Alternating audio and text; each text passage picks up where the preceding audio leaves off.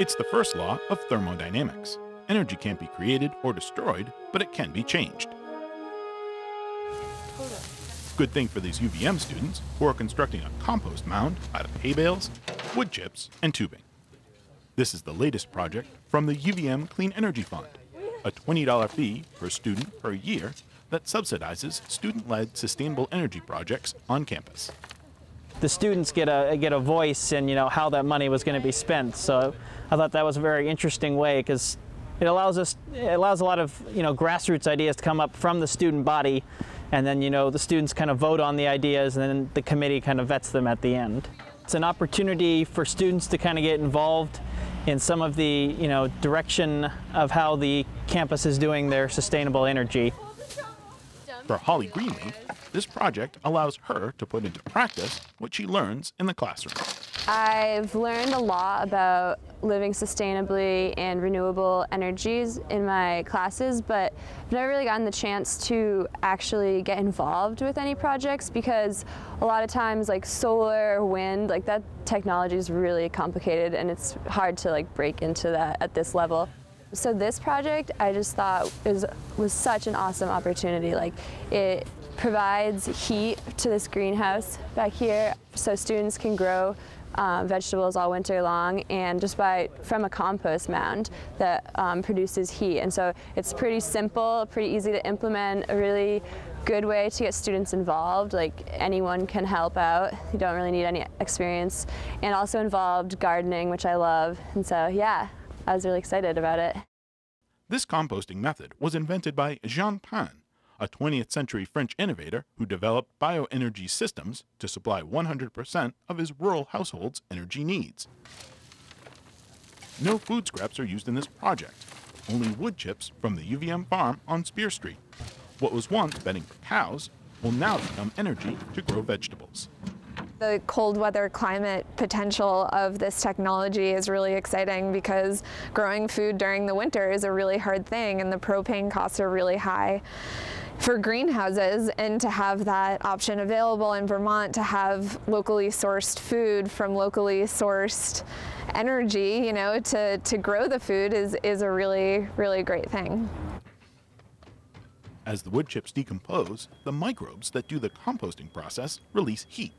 That heat energy is captured by heat exchange tubes embedded inside the mound that are filled with glycol, an antifreeze solution. The hot glycol is then transferred to a radiant tubing system in the floor that heats the greenhouse. This whole project really is based on using existing materials to be able to produce something new. It's a full cycle embodied energy project where the wood chips and the fertilizer from the farm would otherwise be composted and put on the fields, but it's a relatively small percentage for the farm compared to what we're using here. All the repairs are all in kind, so we're only updating the panels. Nothing is new about the greenhouse except the radiant tubing system, which is inside. So what we're doing is we're repurposing, which is the only thing that you can really do with energy. And the students have caught on to that idea and said, fossil fuels are running out. They're not going to be there in the future. So what other ways can we generate heat? Well, this is one of the ways to generate heat with materials that would otherwise not be used for anything in particular. Other byproducts of this project are its potential for research and leadership. University of Vermont is a research institution, so this is exactly the kind of research that can be done here on campus with very low risk. If a farmer were to take this on, then the risk is much higher because he has to have some investment into it. So having this kind of opportunity on a campus allows for all the research information to be shared and the data to be available, and everybody can apply it and learn from it and modify it without having to take that risk onto themselves. To me, it is fun. It's actually doing something. I mean, you actually find a lot of enjoyment when you actually start getting involved in the projects and seeing them through to the end. Every leadership position, gives you an opportunity to build and grow and get new experience. How this one will directly apply to my future in veterinary medicine, I don't necessarily know, but that's kind of most things in life. It's the unexpected that you're kind of preparing for usually. So we'll try to get each layer to be For other students, this is a good lesson in the difference between the classroom and the real world.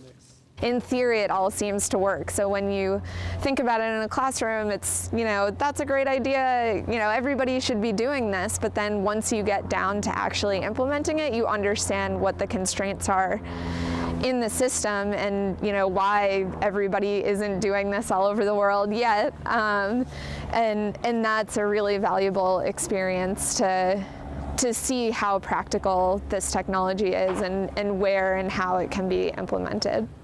After going through this whole process, I can understand, you know, all those things that you have to think through and consider that you would never understand through the classroom experience. It's only something that you would understand by going through each step and trying to implement it.